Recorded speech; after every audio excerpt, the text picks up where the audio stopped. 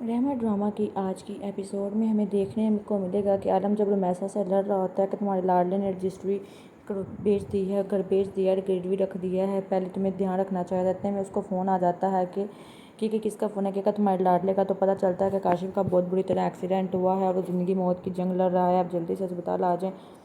तो रुमैसा कहेगी क्या हुआ, कहेगा क्या है, काशिफ का एक्सीडेंट हो गया, हमें जल्दी अस्पताल पहुँचना होगा। जैसे ही वो अस्पताल पहुँचता है उसका दोस्त वहीं पे मौजूद होता है। तो वो पूछता है ये सब कैसे हुआ, मुझे अभी बताओ। लेकिन उसका दोस्त कुछ नहीं बोलता। आलम कहता है मैं आखिरी दफ़ा तुमसे पूछ रहा हूँ, सच सच बताओ ये सब कैसे हुआ, नहीं तो मैं पुलिस को इन्वॉल्व कर लूँगा, तुम्हें वो खुद ही तुमसे मारे मुँह से सच निकलवा लेगी। तो वो कहेगा कि अंकल काशिफ को गलत तरीके की लत लग गई थी। कहेगा कैसा गलत तरीका, वहाँ पे मैसा और अदीज़े, वहाँ पे मैसा और पीछे भी सुन रहे होंगे। तो बताएगा कि उसने कुछ दोस्तों के साथ शर्त लगाई थी तो वो शर्त हार गया, तो जिसकी वजह से उसने वो आपके सारे पैसे उसमें ज़ाया कर दिया। और फिर दोबारा उसने बड़ी सारी शर्त लगा ली और वो भी हार रेस की शर्त हार गया। तो घर भी उसने गिरवी रख दिया और वो सारे पैसे भी चले गए। तो दोबारा उसको इतनी बुरी लत लग गई जीतने की कि उसने दोबारा रेस लगाई तो दोबारा हार गया और गुस्से में उसने तेज़ बाइक चलाई तो उसका एक्सीडेंट हो गया। तो कहेगा उन लोगों का मुझे पता था। कहेगा अंकल मैं आपको उन लोगों का नहीं बता सकता, वो बहुत ख़तरनाक लोग हैं, वो आपको भी नुकसान पहुंचा सकते हैं।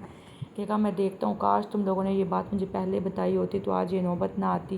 तो मैं ऐसा ऊँची ऊँची रोई जा रही होती है। मेरे बेटे का भी हाल पूछ लो, किस हाल में है, अंदर ज़िंदा भी है कि नहीं, प्लीज़ किसी तरह डॉक्टर को बुलाओ। वो कहेगी पीछे प्लीज़ डॉक्टर को बुलाओ और पूछो। इतने में वहाँ पे डॉक्टर आ जाता है। कहेगा प्लीज़ पेशेंस रखें, हम देख रहे हैं। और बारे इतने मेरे को मैसा को आलम कहेगा बस कर दो, चुप हो जाओ, डॉक्टर आते हैं तो कुछ पता लगेगा ना। और फिर दिखाते हैं कि रिमशा अपने घर आती है जब, लेकिन जैसे ही उसकी नज़र सामने लीज़े पे पड़ती है और लीज़े रिमशा को देखती है तो रिमशा की आंखें खुली की खुली रह जाती हैं और लीज़े भी कुछ नहीं बोलती, लीज़े खामोश हो जाती है। रिमशा सोचती ये दोबारा इस घर में कैसे आ गई, मैंने तो इस पर इल्ज़ाम लगा के इसे घर से निकाल दिया था ना। सामने जल्दी से ज़ुहैब आ जाता है तो वो ज़ुहैब के पास आती है और बहस करने लगती है कि तुम इस बदकिरदार लड़की को फिर यहाँ ले आए और क्या करवाना चाहते हो इससे जिसने तुम्हें धोखा दिया। लेकिन ज़ुहैब बहुत गुस्से से बोलता है खबरदार मेरी बीवी के बारे में कुछ भी कहा, मैं सब सच जानता हूँ। आपने बहुत कर लिया, क्या बिगाड़ा था उसने आपका, बस मुझे इतना बता दें। आपको क्या लगा कि आप मुझे एक झूठा सा कागज़ दिखाएंगे और मैं आपकी बात पे यकीन कर लूँगा। कि चलो उस कागज़ पे यकीन, जो तोहफे उसने सब कुछ दिया था वो, कि वो पहले सब कुछ मेरे पास लेकर आया था, फिर मैंने उसे कहा था कि तुम ये उसको खुद ही जाके दे देना। कि ये सुनकर लीज़े भी खामोश हो जाएगी कि उसका शोर उसकी साइड ले रहा है। कहेगा कि इतने में रिमशा शौक हो जाएगी कि इसको सच कैसे पता लग गया। कहेगा तुम्हें क्या लगा तुम मुझसे सच छुपाओगी, आप बहन बेटी बीवी बड़े अफजल रिश्ते होते हैं, लेकिन आप तो मेरी इकलौती बहन थी, वो भी बड़ी बहन, और बड़ी बहन कोई अपने भाई के साथ ऐसा करती है, मैं सोच भी नहीं सकता था।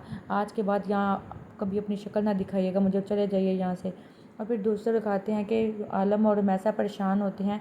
प्रीशा चाय लेकर आती है कि अब्बू प्लीज़ कुछ खा लें, हमने कुछ नहीं कहा। कहेगा बेटा तुम कल से हमारे साथ इधर हो, तुमने कुछ नहीं खाया, तुम कभी इधर भाग रही हो कभी उधर, प्लीज़ तुम कुछ खा लो। इतने में वहाँ पे डॉक्टर आ जाता है।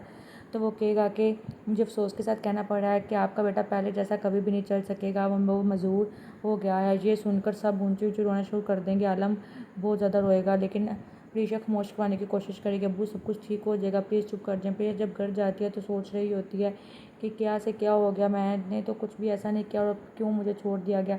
इतने में उसकी माँ ज़ुबैदा उसके पास आएगी, कहेगी बेटा ये लो फाइल, इसी फाइल की वजह से तुमने एतबार अपना खोया है, जाओ ये घर बेच दो और सारा कर्जा अपना लौटा दो और प्लीज़ बाड़ी को सच बता दो। उसकी माँ कहेगी बेटा प्लीज़, मैं नहीं चाहती, बाड़ी को जब पता लगेगा वो तुम्हें कुछ नहीं कहेगा। कहेगा माँ कैसे, ये तो मैं वापस कर दूँगी। लेकिन बाड़ी को मुझ पर एक पल के लिए भी यकीन नहीं था। अगर मैं बाड़ी को कुछ बता नहीं रही थी इसका मतलब ये थोड़ी ना होता है।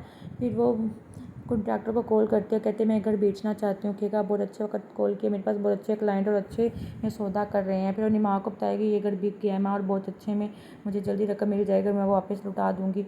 और फिर दिखाते हैं कि एलिज़े रुमैसा के पास आती है, कहेगी प्लीज़ सब्र रखें, सब कुछ ठीक हो जाएगा। पहले वो अपने भाई काशिफ के पास जाएगी, कहेगी भाई काशिफ परेशान है, इंशाल्लाह तुम ठीक हो जाओगे और मैं ये अब मुझे इस व्हील चेयर की ज़रूरत नहीं है, इसमें कुछ न्यू फ्यूचर है, मैं तुम ये मेरे वाली यूज़ कर लो, ये मैं तुम्हें आओ बता देती हूँ ये कहाँ से ऑन ऑफ होती है। फिर वो अंदर अपने बाप आलम के पास और मैसा के पास आएगी, वो रो रहे होंगे। मैसा कहेगी काश मुझे पता होता, लेकिन लीज़े वहाँ पे आ जाती है, कहेगी प्लीज़ आप हौसला रखें, इंशाल्लाह मैंने भी बहुत धक्के खाए हैं अपने इलाज की खातिर, लेकिन देखो मैं ठीक हो गई ना। देखिएगा अब्बू और आंटी एक ना एक दिन काशिफ भाई की भी हम व्हील चेयर से जान छुड़वा लेंगे। वहाँ पे जूबिया भी आ जाती है, फिर वो अपनी बेटी के सर पे हाथ रखता है और वहाँ से चला जाता है क्योंकि वो बहुत ज़्यादा परेशान होता है। और फिर दोस्तों दिखाते हैं कि बाड़ी ऑफिस में बैठा सोच रहा होता है कि मैं कैसे इस तलाकनामे पर साइन कर दूँ। प्रीशा तुमने क्यों मेरे साथ ऐसे किया, बस मुझे एक दफ़ा वजह पता चल जाए कि इन सब चीज़ों के पीछे वजह क्या था। भी वो सब कुछ सोच रहा होता है कि वहाँ पर जूबिया आ जाती है तो कहेगा अंदर आओ जूबिया, आओ बैठो, क्या बात है। कहेगी बाड़ी भाई मुझे आपसे बात करनी है। कहेगा हाँ हाँ बैठो, क्या बात है। कहेगी मैं आपसे जो बात करने जा रही हूँ प्लीज़ मेरी सारी बात सुनिएगा, फिर ही कुछ बोलिएगा।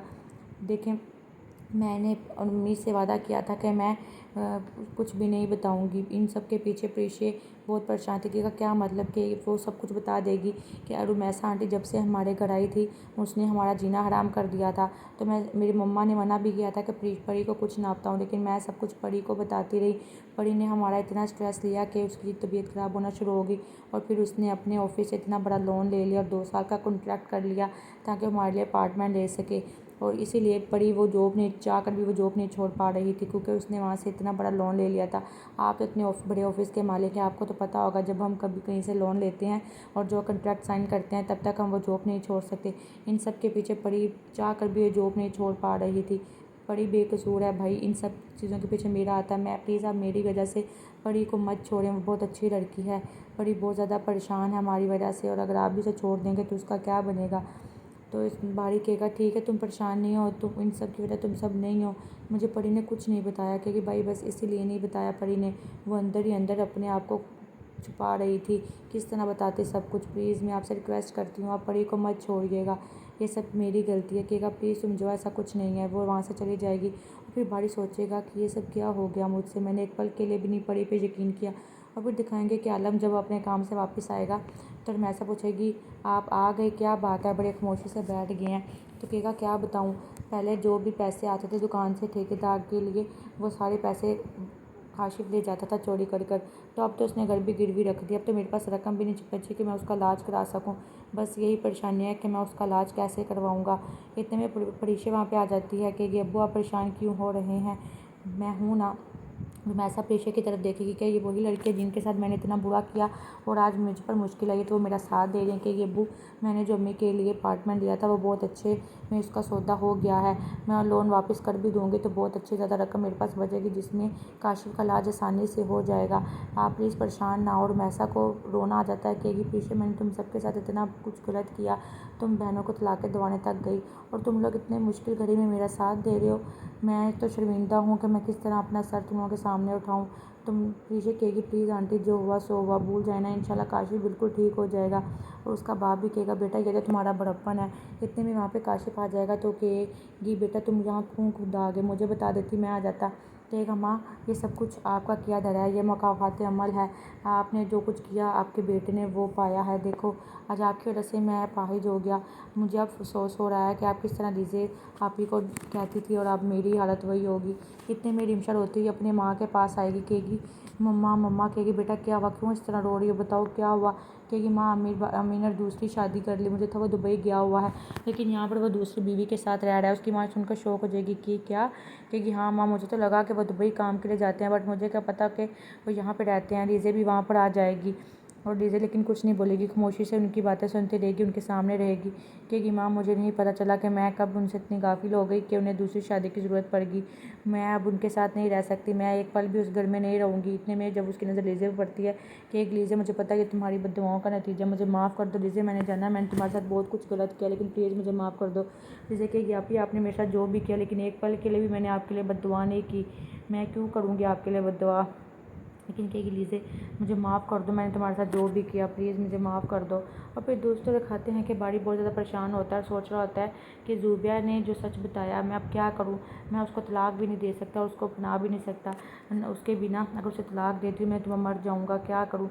फिर वो सोचता है कि मैं जान को फ़ोन करता हूँ और फिर पूछता हूँ कि तुमने इतनी घटिया हरकत क्यों की। फिर वो जैसे ही ये जान को फ़ोन उठाता है और जान को फ़ोन मिलाता है तो पहले तो जान फ़ोन नहीं उठाता लेकिन वो उस पर कॉल किया जा रहा होता है कि जान कभी ना कभी तो फ़ोन उठाएगा ना। लेकिन जैसे ही जान फ़ोन उठाता है वो भी हेलो ही बोलता है कि वहाँ पर प्रीशा आ जाती है लेकिन फ़ोन नहीं करता। जान वैसे ही फ़ोन नीचे रख देता है। तो प्रीशा कहेगा प्रीशा आप यहाँ, कहेगी हाँ आपका ये चेक लुटाने के लिए आई हूँ। बारी सारी बातें उनके फ़ोन पर सुनता रहता है। कहेगा ये चेक, लेकिन मैंने तो आपको ये ड्यूज़ माफ़ कर दिया, तो ये भी कह दिया था कि आप ये जॉब छोड़ सकती हैं। कहेगी लेकिन आपने वो जो घटिया बात की थी कि अगर मैंने ये जॉब छोड़ी तो आप मुझे केस में अंदर फंसा देंगे और बाड़ी की रेपुटेशन ख़राब कर देंगे और बाड़ी की इज़्ज़त पे मेरी भी आँच नहीं आने दे सकती। कहेगा बाड़ी मुझ कहेगा मैं प्रीशा शर्मिंदा हूँ, प्लीज़ मुझे माफ़ कर दें और प्लीज़ आप ये रख लें। कहेगी नो, इस चेक की वजह से मुझे बहुत बड़ी कीमत अदा करनी पड़ी है। इस चेक ने आज तक मेरी बहुत सारी ज़िंदगी बर्बाद कर दी है। चेक की वजह से ही मैं आज इस हालत में हूँ, लेकिन मैं ये चेक अब मज़ीद नहीं रख सकती। अब मज़ीद मेरा कॉन्ट्रैक्ट यहाँ से ख़त्म हुआ, मैंने आपका एक एक पाई दे दी है। वो कहेगा लेकिन मेरी बात सुनो, बाड़ी ने तो आप पे यकीन नहीं किया, लेकिन कहेगी खबरदार आपने बाड़ी के बारे में कुछ भी कहा, मैं उसके बारे में मज़ीद एक लफ्ज़ भी सुनना पसंद नहीं कर सकती। लेकिन वो कहेगा कि जब बाड़ी ने आपको मेरे साथ देखा तो वो तो आपको छोड़ना चाह रहा है ना। कहेगी अगर बाड़ी को मैं किसी के साथ देखती उस हालत में जिस तरह मैं आपके साथ केक कटवा रही थी, तो शायद मैं इससे भी बुरा फ़ैसला लेती बाड़ी के लिए। तो मुझे इस चीज़ की कोई रिग्रेट नहीं है, लेकिन बाड़ी ने जो किया ठीक किया। कहेगा देखो अगर बाड़ी तुम्हें छोड़ देगा तो मैं तुम्हें अपना लूँगा ना, तुम इस चीज़ की टेंशन नहीं लो प्रीशा, मैं तुम्हें अपनाने के लिए तैयार हूँ। कहेगी वो इतनी घटिया बात आप सोच भी कैसे सकते हैं। पहली बात तो बाड़ी मुझे कभी छोड़ ही नहीं सकता, वो मुझसे बहुत प्यार करता है। और आपको क्या लगता है कि अगर बाड़ी ने मुझे छोड़ भी दिया तो मैं आपके पास आ जाऊँगी? सोचिएगा हम ही नहीं, मैं दूर दूर तक आपको इमेजिन कर ही नहीं सकती आप जैसे मर्द को। कहेगा छोड़ने की बात करें, बाड़ी तो तलाकनामा तैयार करवा चुका है आपको तलाक देने के लिए। कहेगी बाड़ी मुझे कभी तलाक दे नहीं सकता, क्योंकि मैं उससे मोहब्बत नहीं, उससे इश्क करती हूँ और मुझे बाड़ी का पता है वो मुझे कभी नहीं छोड़ेगा। और बाड़ी के बारे में मैं तो एक लफ्ज़ भी नहीं सुन सकती। अगर बिलफर्ज बाड़ी ने मुझे तलाक दे भी दी तो मैं अपनी पूरी ज़िंदगी बाड़ी के साथ जो यादें गुजारी हैं उसके नाम पर ही गुजार दूँगी। एक पल के लिए भी किसी के साथ शादी करने का भी नहीं सोचूंगी। मैंने उसके साथ अब ऐसी इतनी मेमोरीज़ तो बना ही ली हैं कि मैं पूरी ज़िंदगी उसके नाम पर गुजार सकूँ। और खबरदार आज के बाद मुझे कांटेक्ट करने की कोशिश भी की। काश कि मुझे आपकी घटिया चाल पहले पता चल जाती। ये कहकर वो वहाँ से चला जाता है और चल जाती है। और बाड़ी जब फ़ोन बंद करता है तो उसको रियलाइज़ हो जाता है कि उससे कितनी बड़ी गलती हो गई है प्रीशा पे ना भरोसा करके।